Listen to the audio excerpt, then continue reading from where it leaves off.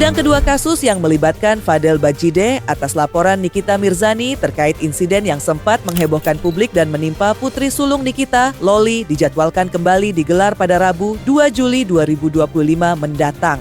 Sidang ini diprediksi akan berjalan panas, terutama karena kabar yang beredar bahwa Nikita Mirzani kemungkinan besar akan hadir untuk memberikan kesaksian langsung.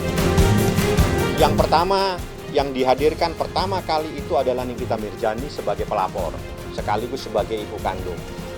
Setelah itu Laura, soal siapa yang datang, saya berharap dua-duanya didatangkan bersamaan.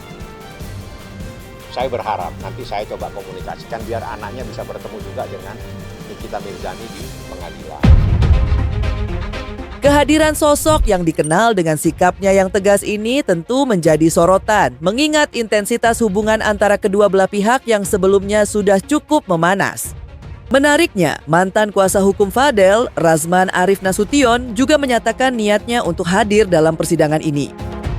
Dalam sebuah pernyataan, Razman mengkritik langkah yang diambil oleh kuasa hukum Fadel saat ini, Oya Abdul Malik. Lantas strategi apa yang harus digunakan oleh kuasa hukum Fadel dalam menghadapi permasalahan ini? Lalu benarkah Razman sudah pesimis melihat kelanjutan kasus ini? Terkait dengan Fadel Al-Fajar Bajideh itu sudah disidangkan hari Rabu kemarin. Insya Allah Rabu depan saya akan datang. Sudah dibacakan dan sidangnya tertutup.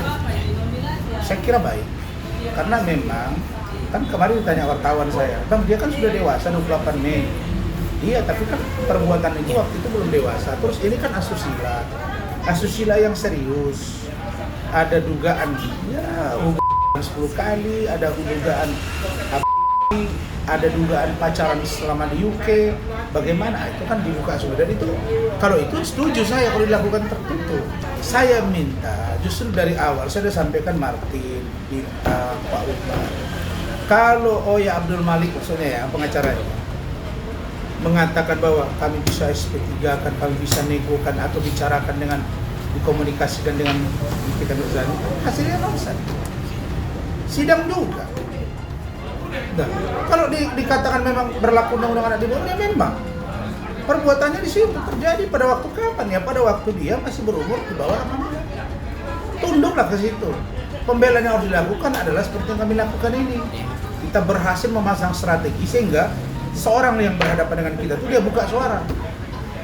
Nah sekarang mereka mampu nggak membuat Loli bersuara? Itu yang paling penting, kesaksian itu bersuara. Fadel berani bersuara. Saksi Fadel berani bersuara.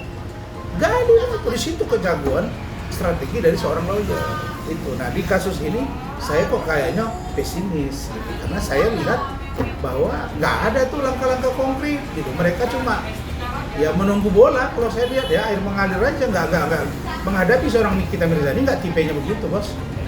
Apalagi kasus seperti ini kan atensi ya, dan ancam hukumannya berat 5-15. Mereka bisa saja memperjuangkan tuntutan 7 tahun udah jago pengacaranya. Meski menyatakan pesimisme terhadap strategi hukum yang saat ini dijalankan, Razman Arif Nasution tetap menunjukkan sikap mendukung penuh keluarga Fadel Bajideh. Ia menegaskan bahwa komitmennya untuk membantu mencari solusi terbaik tidak akan berubah meskipun dirinya sudah tidak lagi secara resmi menjadi kuasa hukum Fadel. Dalam keterangannya, Razman mengungkapkan bahwa ia berencana untuk segera bertemu dengan kedua kakak Fadel guna membahas langkah-langkah konkret yang dapat diambil ke depan.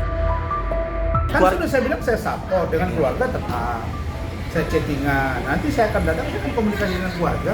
Kalau Oya mau perbuat masukan, saya akan kasih masukan. Nah menurut saya mesti proaktif. Dan saya nggak pernah bangun komunikasi dengan dia, nggak penting juga. Saya akan lihat. Saya akan komunikasi dengan Martin dulu, dengan Bintang, dengan Pak Umar. Nanti saya lihat. Tapi saya yakin mereka tahu bahwa kualitas saya dengan kualitas pengacara yang lain. Saya nggak mau bilang pengacara siapa ya. Saya kira saya akan berbicara. Kami kan berhasil membuktikan fakta. Sebegitu terkuncinya iklim hakim 3 tahun. Tidak pernah saya bilang ada pelecehan, tidak pernah ada surat kuasa, tidak pernah ada pernyataan. Saya ingin terbuka. Berapa kali dia nangis di situ? Nah, itu kan dia ya komunikasi yang dibangun. Sidang perdana kasus Fadel Bajideh memberikan gambaran serius mengenai ancaman hukuman yang menantinya jika terbukti bersalah. Dalam sidang tersebut, hakim dengan tegas membacakan dakwaan yang diajukan oleh jaksa penuntut umum yang menyebutkan bahwa Fadel terancam hukuman minimal 5 tahun hingga maksimal 15 tahun penjara. Ya garis besarnya isi dakwaannya seperti yang kemarin rame beritanya. Tapi nanti kan kita akan lihat pembuktian pada saat sidangan masuk ke materi ya. Kalau orang minta maaf itu kan nggak mesti salah seperti apa yang dituduhkan ya.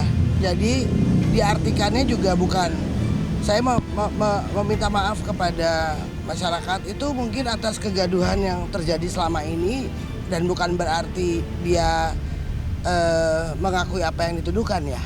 Jadi ya kita lihat ini kan masih azas praduga tak bersalah sampai ketok palu. Tapi lebih spesifik meminta maafnya kepada siapa sih? Tadi kepada siapa katanya? Kepada masyarakat. Iya kepada masyarakat. Ya kalau itu kan memang harus disidangkan ya, karena dia sudah jadi saat ini terdakwa ya untuk disidangkan. Seingat saya juga tahu nomor perkaranya, tapi mungkin saya harus lihat supaya saya nggak salah. Jadi karena itu sidang adalah terkait dengan kesusilaan dan terkait dengan anak, sidangnya pasti tertutup. Ya, teman-teman media boleh ke sana tapi mungkin tidak bisa masuk di ruangan sidang. Yang saya harapkan ya 15 tahun sesuai dengan ancaman maksimal. Karena apa? Ini menghancurkan masa depan seorang anak yang akan berangkat ke luar negeri, yang sekolah di luar negeri. Setelah persidangan usai, suasana di luar ruang sidang penuh dengan awak media yang menunggu pernyataan dari Fadel Bajideh. Dengan langkah perlahan dan wajah yang tampak tegang, Fadel keluar dari ruang sidang dikawal ketat oleh petugas pengadilan, kejaksaan, dan kepolisian. Kehadiran keluarganya di sisi Fadel memberikan sedikit dukungan moral di tengah tekanan yang dirasakannya. Saat tiba di depan kerumunan media, Fadel berhenti sejenak. Ia terlihat menarik napas dalam-dalam sebelum akhirnya menyampaikan beberapa kata. Dengan nada suara yang tenang namun penuh penyesalan, ia menegaskan bahwa dirinya tidak ingin memberikan tanggapan apapun terkait proses persidangan yang baru saja berlangsung. Gimana Kak Fadel hari ini? Kalau dari Fadel, kalau buat hasil sidang belum bisa Fadel kasih tahu, tapi alhamdulillah lancar semuanya. Maaf atas kegaduhan juga yang Fadel buat kemarin, yang Fadel berbohong juga kemarin kepada publik. Fadel minta maaf.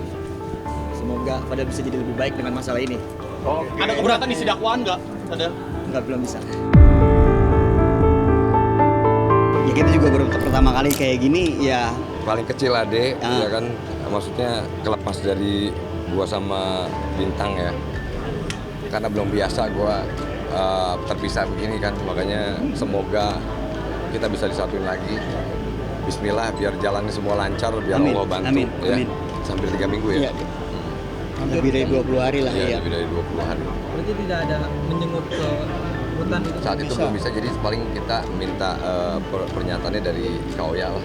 Dari kuasa hukum. Jadi kita tanya kabar, ya Fadel katanya sehat dan kita alhamdulillah tadi ngeliat Fadel pertama kali lagi ya.